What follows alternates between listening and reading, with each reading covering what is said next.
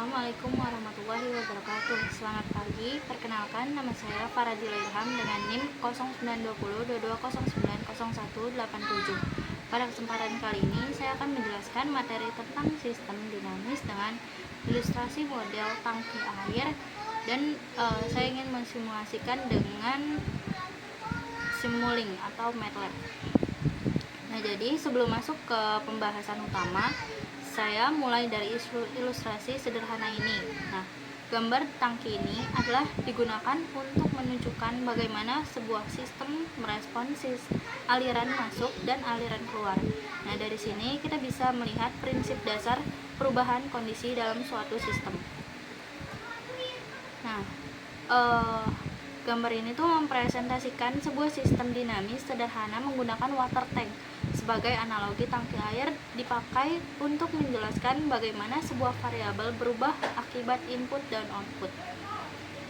Nah, aliran masuk water ini di bagian atas terdapat pipa yang masuk dengan sebuah valve. Valve ini berfungsi untuk mengatur laju aliran air yang masuk ke tangki. Semakin besar bukaan valve ini, semakin cepat tangki terisi. Dalam konteks sistem kontrol, ini dianalogikan sebagai input yang bisa kita kendalikan. Nah, yang selanjutnya itu ada tangki air atau water tank. Nah, tangki ini memiliki tinggi tertentu dilabeli sebagai height of tank. Tinggi permukaan air di dalam tangki menggambarkan nilai variabel sistem, misalnya air, tegangan, suhu, dan lain-lain. Perubahan kenaikan atau penurunan air di tangki dipengaruhi oleh perbedaan antara laju masuk dan laju keluar. Nah, untuk aliran keluarnya water out, di bagian bawah terdapat valve kedua yang mengatur seberapa cepat air keluar dari tangki. Jika valve keluar dibuka lebih besar, air lebih cepat turun sehingga level air dalam tangki akan berkurang. Nah, dalam sistem kontrol ini sering dimaknai sebagai beban atau disturbance. Nah, untuk dinamika sistemnya, level air di dalam tangki ini berubah sesuai hubungan, yaitu perubahan level sama dengan laju masuk, laju keluar. Jika masuk lebih besar daripada keluar, itu levelnya naik. Jika keluar lebih besar daripada masuk, itu levelnya turun. Nah, ini analogi yang sangat umum dipakai untuk menjelaskan dinamik respon sebuah sistem. Nah, sekarang kita lanjut ke bagaimana proses Simulink. Nah, jadi pada video ini saya akan menjelaskan secara rinci mengenai model Simulink yang akan saya bangun. Kita mulai dari tampilan utama model. Di bagian paling kiri, saya menggunakan sebuah blok konstan sebagai sumber input awal. Nilai ini saya atur sebagai parameter yang dapat diubah, sehingga saya bisa menguji perilaku sistem ketika inputnya dinaikkan atau diturunkan. Dari blok konstan, sinyal kemudian masuk ke blok perkalian atau blok produk. Fungsi blok ini adalah mengalihkan sinyal dengan faktor pengalih tertentu yang sudah saya definisikan untuk menyesuaikan besaran awal. Setelah itu, hasil perkalian diteruskan menuju serangkaian blok operasi matematika. Di sini terdapat beberapa komponen seperti penjumlahan, pengurangan, dan pembagian. Struktur ini saya gunakan untuk membentuk model proses yang mencerminkan dinamika sistem yang ingin saya simulasikan. Setiap blok memiliki peran untuk memodifikasi sinyal, sehingga sesuai dengan skenario fisik atau logika yang saya rancang. Bagian tengah model terdapat blok gain. Blok ini berfungsi memberikan penguatan atau skala terhadap sinyal. Misalnya, jika saya mensimulasikan respon sistem terhadap faktor tertentu yang memberikan dampak penguatan, maka nilai gain ini saya bisa sesuaikan. Berdekatan dengan blok tersebut terdapat sebuah subsistem berlabel A.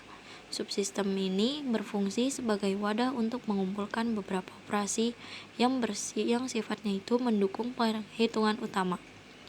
Keuntungannya, model terlihat lebih rapi dan tidak terlalu padat, walaupun di dalam subsistem terdapat beberapa operasi tambahan. Selanjutnya, sinyal yang sudah melalui semua tahapan pengolahan masuk ke blok integrator. Blok ini sangat penting karena integrator digunakan untuk mensimulasikan perubahan variabel terhadap waktu. Contohnya, jika kita ingin melihat bagaimana suatu level cairan meningkat, bagaimana suhu berubah secara bertahap, atau bagaimana suatu sistem merespon dari waktu ke waktu, integrator ini akan memberikan representasi tersebut. Disinilah dinamika waktu dalam simulasi mulai terjadi. Output dari integrator kemudian saya pecah ke dua jalur. Jalur pertama menuju display. Display berfungsi untuk menampilkan numerik akhir pada setiap langkah simulasi. Jadi, ketika simulasi berjalan, saya bisa melihat langsung angka yang dihasilkan. Jalur kedua ini menuju scope. Scope digunakan untuk menampilkan grafik sinyal secara real time sehingga saya bisa menganalisis bentuk kurva, tren perubahan, kestabilan sistem, hingga respon transiennya. Jika dilihat secara keseluruhan, model ini mengikuti alur input, pemrosesan matematis, penguatan dan penyesuaian, dinamika waktu, output monitoring. Nah, struktur ini sangat umum digunakan untuk memodelkan sistem fisik maupun sistem kontrol dengan bentuk yang modular. Saya bisa dengan mudah mengganti nilai parameter dan melihat bagaimana sistem beradaptasi. Nah, selanjutnya di sini terlihat dua buah output konstan dengan nilai yang berbeda. Masing-masing input masuk ke subsistem yang saya beri nama piping 1 dan piping 2. Subsistem ini berfungsi sebagai pemodelan aliran atau progres pengolahan awal sebelum masuk ke tangki utama. Jadi, kedua aliran digabungkan menuju blok tangki yang berperan sebagai pusat akumulasi. Output dari tangki diarahkan ke kedua pemantauan. Pertama ke blok display yang menampilkan nilai akhir dalam bentuk angka. Pada simulasi ini, nilai yang dihasilkan adalah sekitar 6861.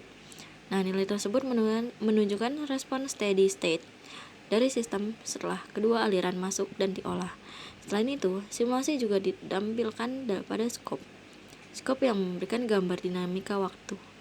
Apakah sistem stabil, naik, atau mengalami oscillasi.